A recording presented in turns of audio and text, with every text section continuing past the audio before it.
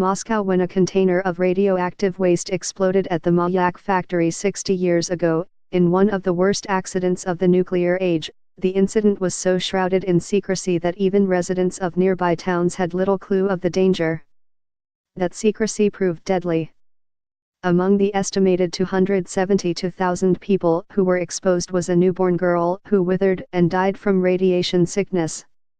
Taisha A. Fomina, a friend of the family's, recalled that the girl's father, ignorant of the danger, welded a bed frame from irradiated metal recycled from the nuclear plant. The child was poisoned as she slept. Residents learned of the radiation risk only a year after the accident, said Ms. Fomina, now 84. Some rumors went around town that something blew up at the factory, but we didn't know what, she added. Of course, they didn't tell us. Now, another possible mishap at Mayak, a plant at the heart of Russia's nuclear program, and the paucity of information coming out about it, is again raising alarms. Last month, French and German radiation safety officials identified the southern Ural mountain region, home of Mayak, as the likely source of a cloud of a radioactive isotope, ruthenium-106, that they detected wafting over Europe. The plant at Mayak reprocesses spent fuel and produces isotopes. Ruthenium-106, which is obtained from spent fuel, is used mostly in medicine. It is considered not particularly dangerous because of its short half-life, 373 days, and harmless at the low concentrations that have turned up in Europe.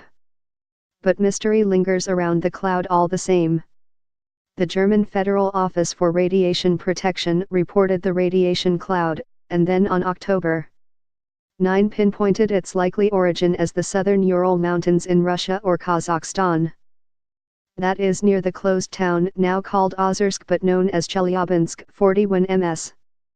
Fomina worked there as a young woman from 1954 to 1960. The agency said that the cause of the cloud is still not clear. French radiation safety authorities mapped wind patterns and reached the same conclusion: the contamination was floating in from somewhere near Mayak, a region of cedar forests, lakes and swamps about 1,000 miles east of Moscow. The French Nuclear Safety Institute, which tracked the cloud, said that if the accident had occurred in France, the authorities would have taken measures to protect the local population within a few miles, and taken precautions over longer distances to halt the sale of contaminated crops.